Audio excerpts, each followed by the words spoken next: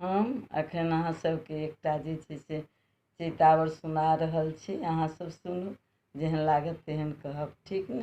तो सुने जाओ। चैत भेल आब सुहावन सखी रे, पिया घर अयला। चैत भेल आब सुहावन सखी रे, पिया घर अयला। पिया घर अयला सखी, पिया घर अयला सखी, पिया घर अयला।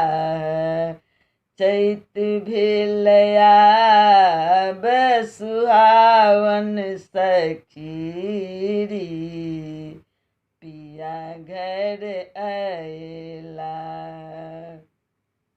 गाय बचता बड़ सखी, हाँ, गाय बचता बड़ सखी, पिया के सुनाएब। गाय बचता बड़ सखी, पिया के सुनाएब। मन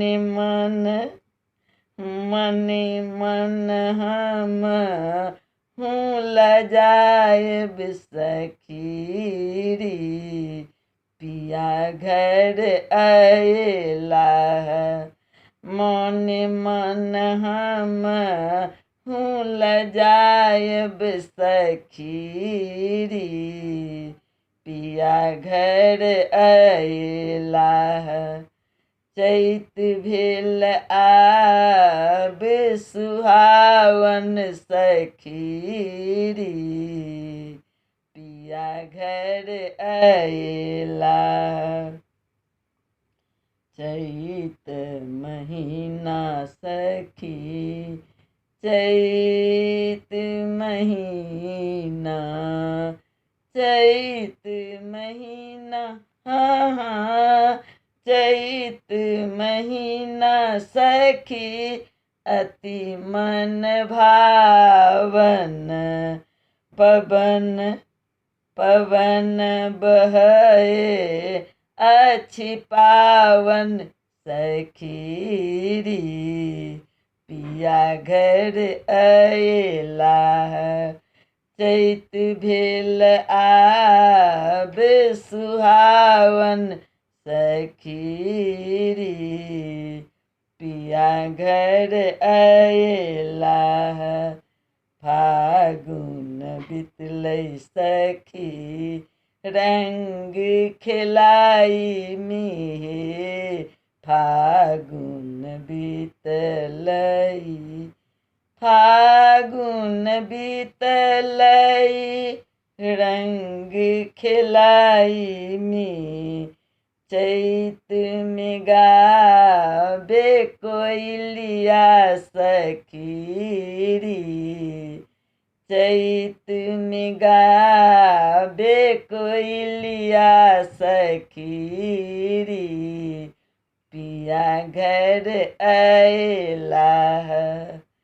चैत भेल आब सुहावन सखी रे, पिया घर अयला।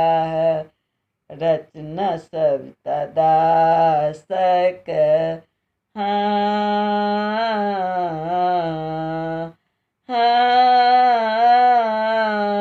रचना सविता दासक, अति मन मोहक। रचना सविता दासक, अति मन मोहक। पूरल, हाँ सखी रे, पूरल पिया संग आस सखी रे, पिया घर अयला। मानक आस सखीरी, पिया घर अयला चैत भेल आब सुहावन सखीरी, पिया घर अयला, पिया घर अयला, पिया घर अयला। बहुत बहुत धन्यवाद। नीक लागत कमेंट बॉक्स में देव। हमर नाम भेल सविता दास माहा।